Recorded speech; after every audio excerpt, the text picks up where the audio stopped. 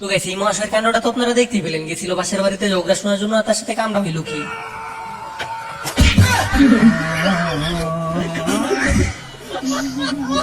আরেকটা মানুষের কপাল কতটুকু খারাপ হলে এমন ঘটনা ঘটে ভাবা যায়। আর কোনো জায়গা পেলি না, বেচারার পায়ে দিতে হলো বাড়িটা। কিরে তোর শরম করে না? তুই এনে রাস্তার মধ্যে বই বই ভিক্ষা করতেছস? চিল্লিকে ভাই এমনকি আমি 10 টাকা লাগে আমি অফিস খুলে বইতাম। আসলেই তো গেছি 10 টাকার জন্য কি অফিস খুলে বসা যায়? আপনারাই বলেন।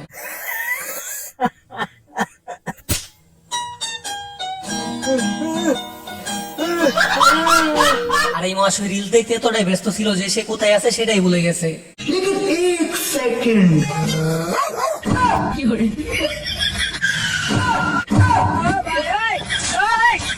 আর বৃষ্টির দিন অতিরিক্ত দুষ্টামি করলে তো এই অবস্থায় হবে। আর এমন ঘটনা কার কার জীবনে একবার হলেও ঘটছে সেটা অবশ্যই কমেন্ট বক্সে বলে যাবেন।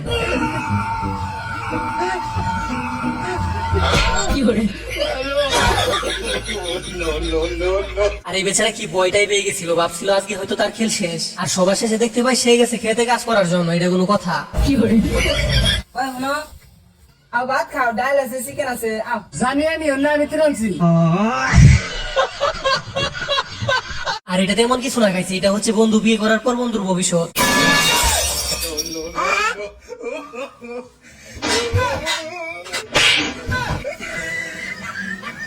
আর গাইস একটি ভিডিও বানাতে অনেক পরিশ্রম করতে হয় শুধুমাত্র আপনাদের একটু বিনোদন দেওয়ার জন্য। আর আপনাদের একটা লাইক দিতে তেমন কোনো পরিশ্রমই করতে হয় না। তো প্লিজ গাইস ভিডিওতে একটা লাইক দিয়ে চ্যানেলটি সাবস্ক্রাইব করে দিবেন।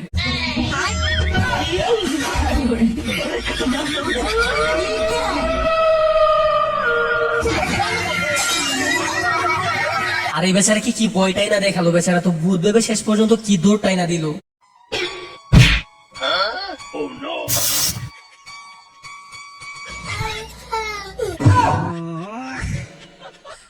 আর এরা রাস্তা দিয়ে যাওয়ার সময় গাছ থেকে একটা আম পড়ে যায়, আর একটা আম নিয়ে দুজনের মধ্যে কি হাস্যকর কাণ্ডটা হলো সেটা তো আপনারা দেখতেই পেলেন।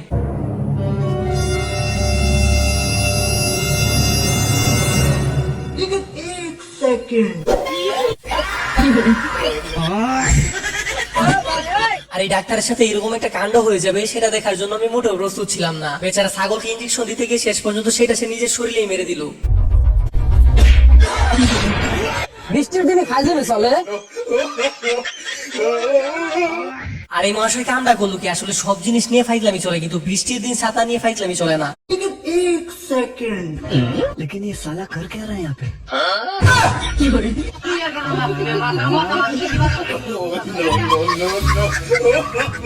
আর এই মহাশয় আছে বাজারে শুটকি কেনার জন্য, কিন্তু শুটকি এইভাবে চেক করার কি প্রয়োজন আছে সেটাই বুঝতে পারতেছি না। আর এইদিকে তো দোকানদারের মাথা পুরাই গরম।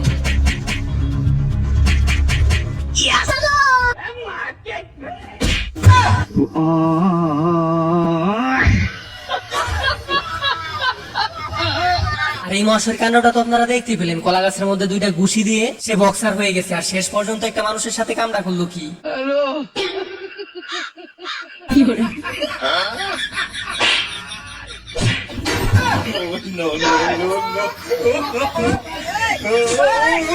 আর এই অস্থির বাঙালি কি লেভেলেরই তোর সেটা তো আপনারা নিজের চোখে দেখতে পেলেন। হঠাৎ করে তার ক্রিকেটের ভূত মাথায় চেপে বসে, আর তারপর যে কাণ্ডটা হলো সেটা দেখার জন্য আমি মোটেও প্রস্তুত ছিলাম না।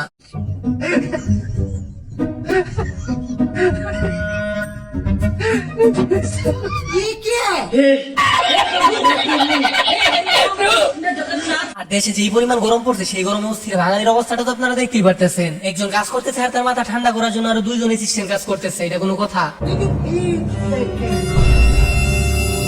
হ্যাঁ টিপ দে।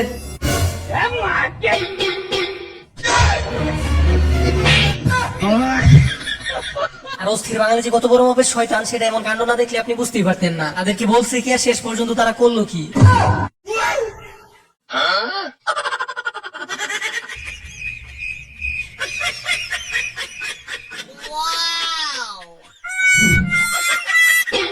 আসলে গেছি বাঙালি জাতি আর কোনোদিন ভালো হবে না। এদের মাথায় এত বুদ্ধি কোথা থেকে আসে আমি সেটাই বুঝতে পারি না। এতদিন আপনারা কুদাল ভুল জায়গায় ব্যবহার করছেন। আসলে কুদাল আবিষ্কার করা হয়েছে এইভাবে ডিম বাজার জন্য।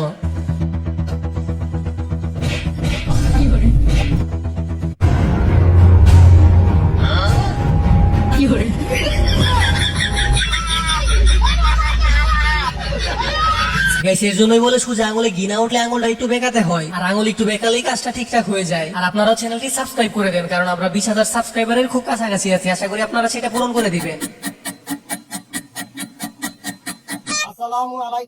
ওয়ালাইকুম আসসালাম। আচ্ছা ঠিক আছে।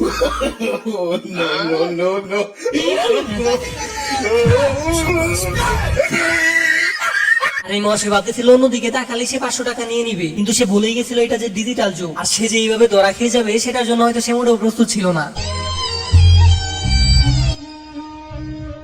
কি হলো দাদা, ওখানে কি হয়েছে? আরে ওখানে একজন মানুষ মারা গেছে। আরে দাদা, তাহলে রিভাইভ করতে পারেননি? আর এই হচ্ছে ফ্রি ফায়ার আর পাবজি প্লেয়ারদের অবস্থা। ওই জায়গায় মানুষ মারা গেছে আর সে বলতেছে রিভাইভ দেওয়ার কথা।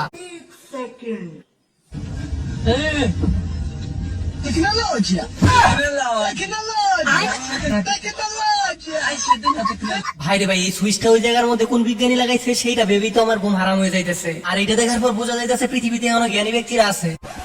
ভাই একটু এসএসসি রেজাল্টটা দেখে দেন তো। এটা কি তোর কম্পিউটার দোকান মনে হয়? ও শিট, রেজাল্টের টেনশনে যে কয় কোয়েশ্চেন আসতেছি। আর এসএসসি পরীক্ষার্থীর কাণ্ড দেখে তো আমি হাসতে হাসতে মাটিতে গড়াগড়ি খাইতেছি। সে পরীক্ষার টেনশনে চায়ের দোকানে আসছে রেজাল্ট দেখার জন্য।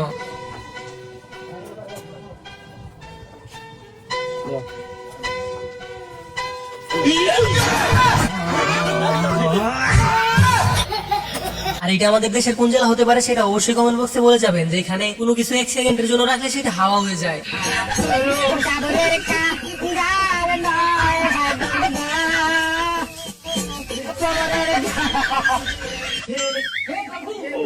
আর গরম আসলে অস্থির বাঙালি এমন এমন কাণ্ড করে যেগুলো দেখার পর আসলে না এসে থাকাই যায় না। আর এই অস্থির বাঙালির জন্য হলেও ভিডিওতে একটা লাইক করে দিবেন।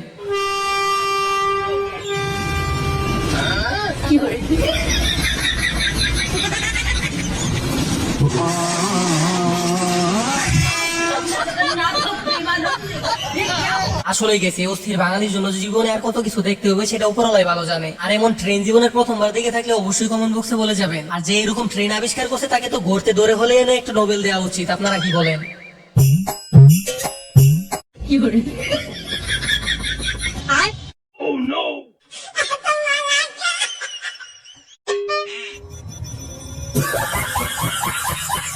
আর অস্থির বাঙালি যে কি পরিমাণ চালাক সেটা নিজের চোখে না দেখলে আমি হয়তো বিশ্বাসই করতাম না। এই মাস হয়ে গেছিল শপের মধ্যে জুতা কেনার জন্য, আর সুযোগ পেয়ে কিভাবে এক্সচেঞ্জ করে নিল।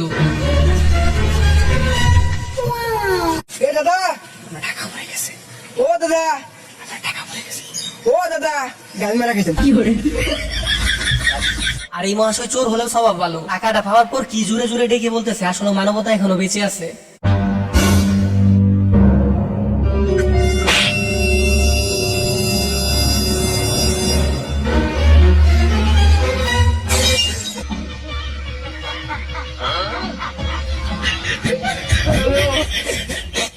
আর এটা তো দেখতেছি মাইকেল জ্যাকসনের খারাপ তো ভাই, এরকম একটা কাজ কিভাবে সম্ভব হলো আমার সেটাই মাথায় ঢুকতেছে না। আর আপনারা যদি বুঝতে পারেন এটা কিভাবে সম্ভব হয়েছে তাহলে অবশ্যই আমাকে কমেন্ট বক্সে বলে যাবেন।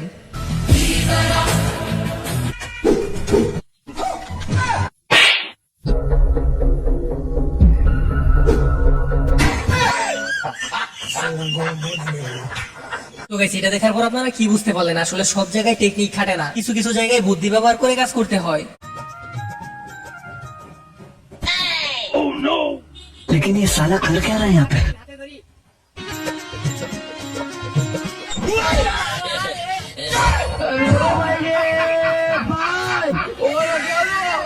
আর এই কাকু নাকি অনেক পুরনো সাপুরে, আর সে আজকে সাপ ধরেই ছাড়বে। আর সাপ দেখার পরে কাকুর যে অবস্থা হলো সেটা দেখার পর তো আমি হাসি থামাতেই পারতেছি না।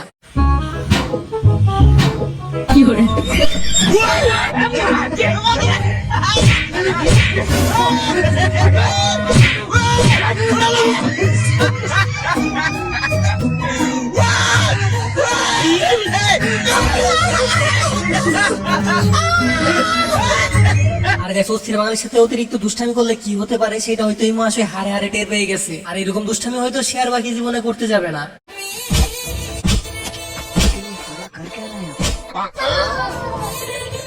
ভাই একটা কোক দেন তো ভাই।